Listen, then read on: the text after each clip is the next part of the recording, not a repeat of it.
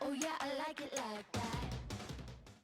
Hello and welcome to Shutter Snacks, a show about all things weddings. Today I'll be revealing my ignorance of proper etiquette and have the great fortune of being taught by expert Jennifer Wahlig from Equipage Etiquette and Protocol, a fine business based out of Maine, and teaching all about etiquette. Right. Jennifer is going to be teaching us about the table settings, and she's going to be telling me all of the things I've been doing wrong for all of these years.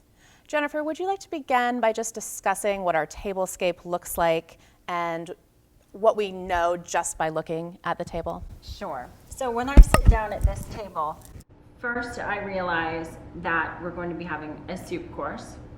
I know that we're going to be having a salad. I know that we will have a main course. I see that we have a bread plate with a bread knife, and we have our dessert silverware set up in the top. I have a water glass to the right and a wine glass to the right of that.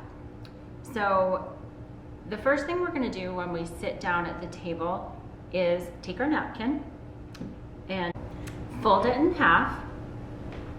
There you go. And then you want to put the fold at your knees and the open side towards your waist. Oh my goodness, I've been doing this wrong. There you go. Perfect.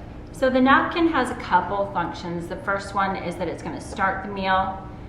A good second one is to wipe your mouth if you need to. You just take your finger right in your napkin like this, make a little V, and dab and dab. Don't wipe.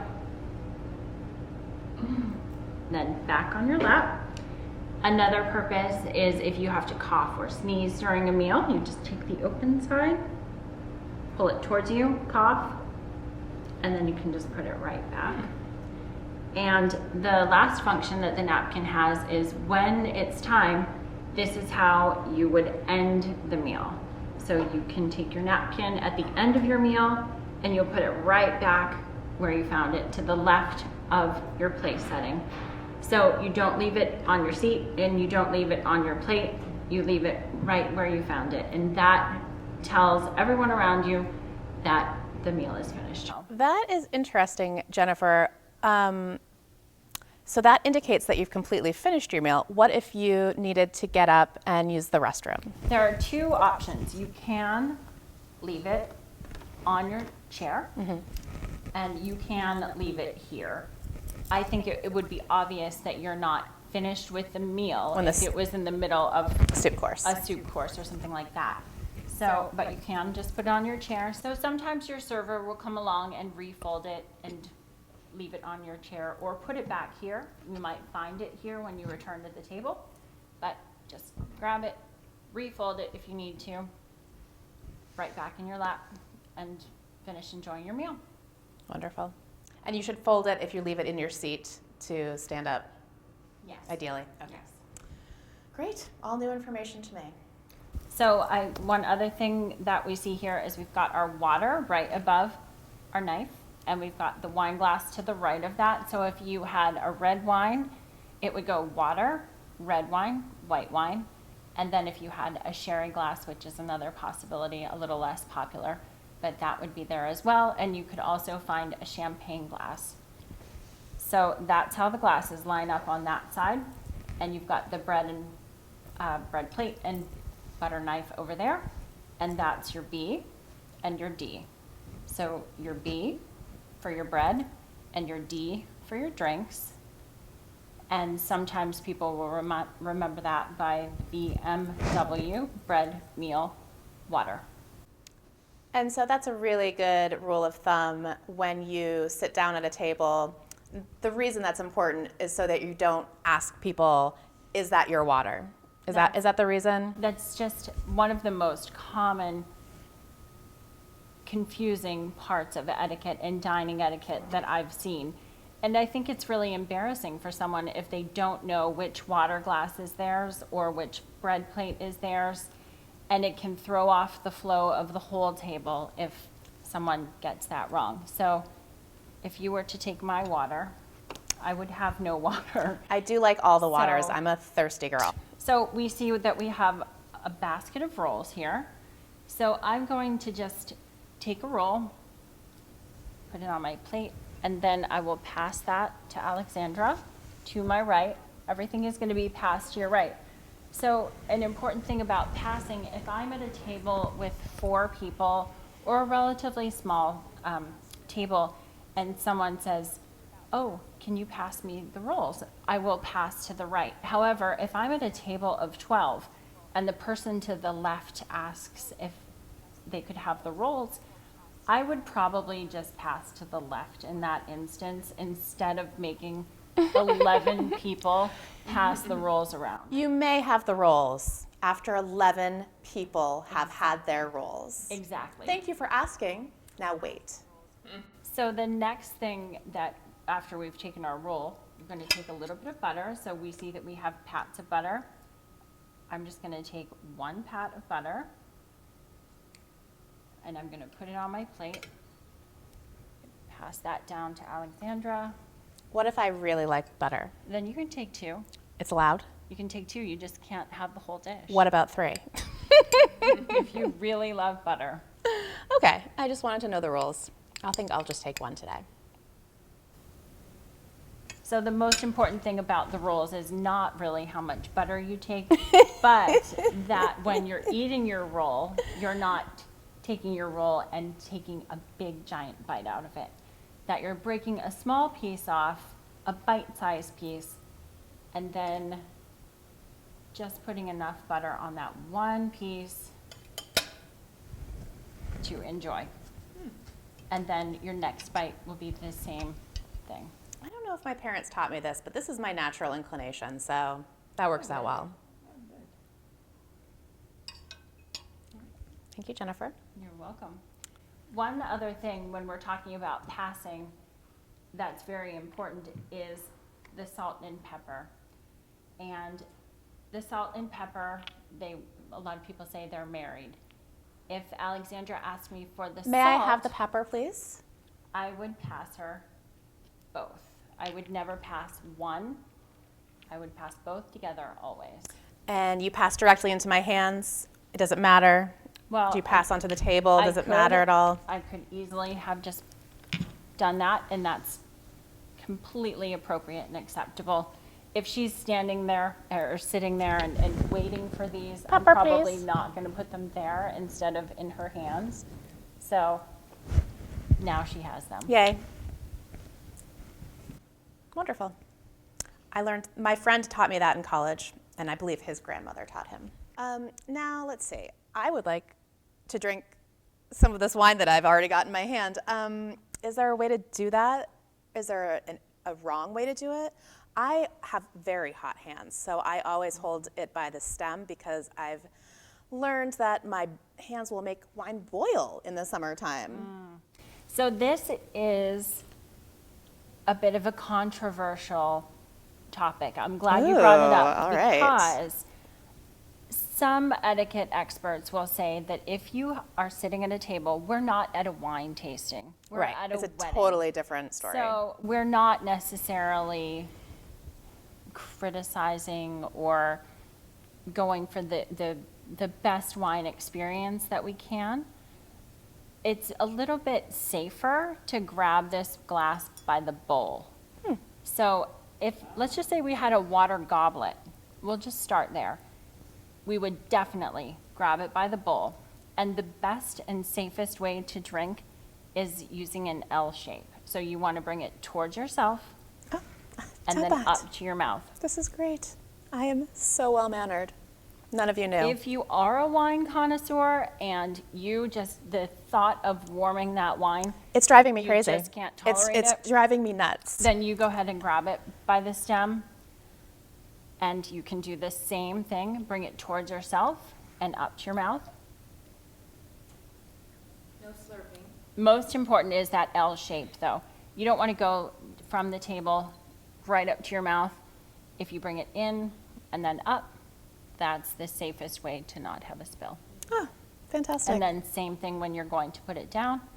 Just kind of down and then back where you found it. My little Tyrannosaurus Rex arms make it so easy. Like, there's just no other way for me to do this. All right. Well, I don't know about you, Jennifer, but I'm ready for some soup. Wait a Well, so first of all, we see that our soup is in a rimmed bowl. So we know that we're not going to be drinking it. If we had a lug bowl with handles on the side, that would be a clear indicator that you could pick that bowl up to drink your soup. But we have a rimmed bowl and we're going to be using a spoon. So first step for eating your soup is to dip your spoon in, push it away from yourself. Second, you're just going to wipe anything extra off, bring it towards your body, lean in a little bit from the waist, and there you go. This is where yoga really comes into play. Leaning over for my soup, it's perfectly natural to me. The wiping of the spoon on the far edge of the bowl is unusual and not a practice I'm familiar with. Well, let's do it one more time just to show everyone. Again, just dip your spoon in, push it away from yourself, wipe it, bring it towards yourself, and up to your mouth. Nailed it. Beautiful. So when you're all finished with your soup, you can just put your spoon right there on your service plate. And when it's time to clear these, your server will take the whole thing, the service plate, soup bowl, and spoon with them. And today on Shutter Snacks, we've got Kim both manning the cameras and demonstrating the side your servers will be taking your plates from and the side that your servers will be delivering your food to you. Thank you, Kim. So it's kind of nice to know those details when you're expecting either to have food delivered or taken away. That way you know sort of like which way to lean and what's happening on either side of you. Yes, and your drinks will always be poured from the right. So if your server is coming in to refill your water glass or your wine, they're always going to come in from your right. Here you go. Thank you, Kim. Probably shouldn't slam them down like that, huh? Beautiful, thank you. All right, so now we're on to salads, and if I'm correct, I believe that the outside fork and knife are my salad utensils. Is that correct? That is correct. So we're going to pick up our silverware together. When you pick up your fork, always pick up a knife with it. They match up. Always pick up the knife. Interesting. Okay, that is another thing I was not aware of. Yes. So this salad, you could probably get away with not cutting it up. But for the sake of this lesson, we're going to cut it up. So you've picked up your fork and you've picked up your knife. Now turn them over so that they're going to be resting in the palm of your hand. This was an important thing at my house growing up, so Yes. I do believe I've got this one correct. You nailed it. Yeah. Excellent. Thank you, Betsy. Great. Really appreciate that. Okay. So now you're going to cut on top of the tines of your fork. So because we're eating a salad and a salad is vegetables, we can cut it all up at one time. If you had a meat course or during your main course, you really should only be cutting one bite at a time. But we have vegetables, so we can cut this all up right now. So you're gonna cut above the tines of your fork. Oh, I always do the edge of the fork. Okay, so more like this then. Yep, right on the top, above the tines of the fork. Would it matter if I did it this way, or does it really need to be this way? It really needs to All be right. that way. All right, Jennifer, it really needs to be this way, folks, and it's really going to be this way here on Shutter Snacks today. Across the top of the tines. So when I'm done, I'm going to put my knife at the top of my plate, and we are eating in the American style, which is also called zigzag style. Then you're going to take your fork and switch it to your right hand. Okay. And have a bite. I shall. So the position of the knife is important. You never, never want your knife blade facing out. For years and years, that was a sign of aggression, and it's just something that has stuck the knife always is pointing the blade towards you. Now that I know, you will know if I'm being aggressive with my knife while we eat. So if I'm resting while I'm eating my salad and I'm talking to my neighbor or just need a drink or something like that, my fork is down here, my knife is staying up at the top of my plate. When you're done with your salad, your knife and your fork are going to be at what's called 315. So they're both going to be like that. And that tells your server that you're finished and they can take your plate. So some restaurants have what's called silent service, where the server really won't ask you, are you finished with that plate? They'll just look at your silverware, and that is their cue to take away your plate when you're finished. I really love that. I am the world's slowest eater, and it's not my favorite thing to have someone ask me generally multiple times if they can take my delicious food away from me, and I have to keep saying, no, this is mine. Yes. So that's great. That's where silent service is perfect and makes everyone feel a little more comfortable. Now, how do they, okay, so they know that you don't want it taken away if your knife is like this, Right. and the fork is at an angle. I'm still eating. Yes. Love that. Thank you, Jennifer. Yes, you're welcome. All right, so now we've been served our entree, what would you call it? Our main course, and I'll go ahead and start, and Jennifer, please correct me when you see any errors on my part. Okay, So let's do it. I remember from salad that we pick up both the knife and the fork, which I would have done anyways because we now have as our main a piece of meat on our plate. So I would hold them like this. Good. And then I would, now I know along the tines of my fork, I would cut the meat, and I only cut one piece off of the meat now, and I betcha I do the knife up here. You Is that got correct? it. All Very right. good. I'm learning. Very good. I'm learning. And then we must transfer the fork to the other hand. Oh, and you keep the meat on your fork tines. Interesting. All right. And is it okay if I didn't have the meat on my fork tines? Does it matter? I think that's fine. All right. All right. And then I suppose it must be similar to soup and yoga, where I would bring the meat up and a little bit towards me, but over the plate always, and then bend at the waist. You got it. She's learning. Delicious. I can be taught. So if you have a piece of meat that you, like Alexandra said, you're only cutting one piece of meat at a time. So you can turn your plate if you need to get to a corner or a piece that's easy to cut. That's a good little strategy for cutting neatly, is just turn the plate. That's a new tip for me.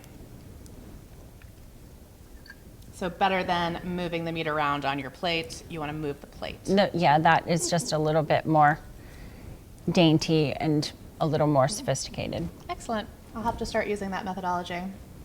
So again, with your main, when you're finished eating, this is going to show that you're resting.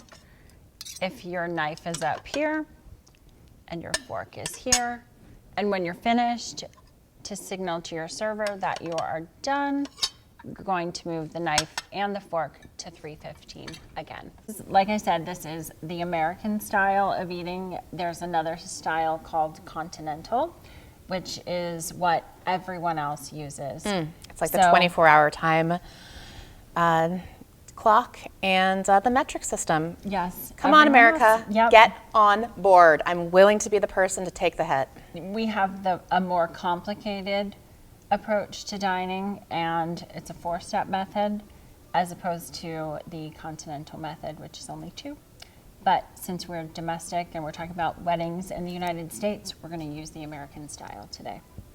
All right, our entree, our main dish plates have been cleared away, and now we're on to the dessert course. Yes, you can imagine that we have a beautiful piece of wedding cake here. It's gorgeous. It's going to be It is so fabulous. So when you get your dessert, you see you have your dessert silverware up here, and the easiest way to handle that is to pull it down, Lovely. just like that. And of course, your fork will go back on the fork side, and the spoon will go on the soup spoon knife side. Exactly. So you're going to pick them both up. If you have cake, that's a solid dessert. So you're going to be using your fork and your spoon. I love this. And your spoon is actually going to be used for cutting the cake. So take your spoon, cut your cake, and you're going to be pushing the cake onto the spoon with your fork. And then you eat it. Who knew? I've been doing cake all wrong. I've been eating cake with So yes, a lot of times you'll see this Of cut course. Right. and eat. But if you want to do it the right way, you're going to cut it with your spoon, push it on with your fork, and then take your bite. And you'll be pushing it on with your fork at an angle like this. Yep. Okay. Just a gentle little push.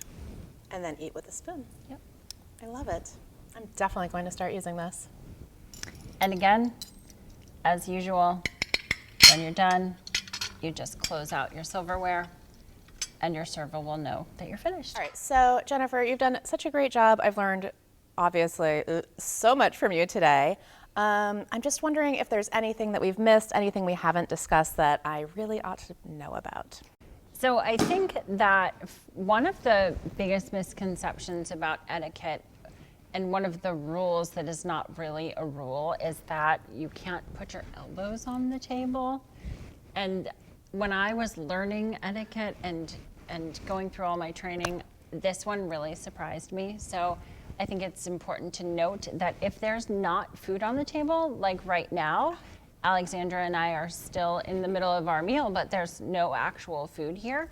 And she's telling me a really interesting story, or Very I'm getting to know her. interesting. It is absolutely acceptable to lean into that conversation and lean into her and really engage in what she's saying. You all should take notes, do that. Yes, and if it is natural to lean into that and put your elbows on the table, that's perfectly acceptable. Here's a tip that my etiquette teacher taught me and that I use all the time. So particularly if you're going to a wedding, because we never know who is going to be at our table at a wedding, a really good trick is to have 10 questions written down on an index card that can be things like, where did you grow up? Where did you go to school? What do you do for a living is a common question, but generally a turn-off question, so like that not a one. great choice. But what do you like to do in your free time? What's the last trip you took? So What's alive in you right now? what's alive in you right now? These are great questions to ask the people that are sitting around you so that you can really have a great conversation at your table. So we can put our champagne right up there. And another little tip for everyone is the first person to give a toast is going to be the host or the person that has paid for the event or the meal. Oh, which is why it's often the father. Exactly. Maybe that should go move it more. Glasses. Look at how beautiful it is.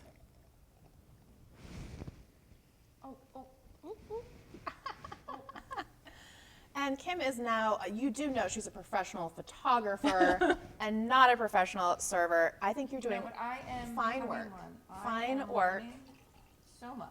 Oh my gosh, that's really good. Thank you. It's not good, more. All right, now, are there any particular rules around champagne drinking? Nope. Again, I think that you're just gonna do the toast. Like I said, whoever is paying for this is going to be the first person to toast. After that, it's free reign. But again, you can hold it by the stem if you're worried about heating your champagne. Boiling. Personally, I'd rather be safe than sorry, so I would hold it like this. And again, your posture says so much about you and etiquette in general. I think a lot of people perceive etiquette as being snotty or snobbish in some way, but really etiquette is just about being respectful to the people that are at your table and respectful to the people that are hosting the event. They've put so much time and effort into planning this that you really want to show how appreciative you are by having good etiquette. Well, the other reason I think it's important to have a general understanding of dining etiquette is a kind of a selfish reason, that when you come into a situation like this and you don't know people, you want to feel confident. And when you know which water glass is yours or which bread dish or plate is yours, you can relax, you can make new friends, you can network if it's a business event. If you're too worried about what fork to use or how you're going to approach this table, your conversation will not be natural and it won't be very productive. So just a little lesson can go a long way.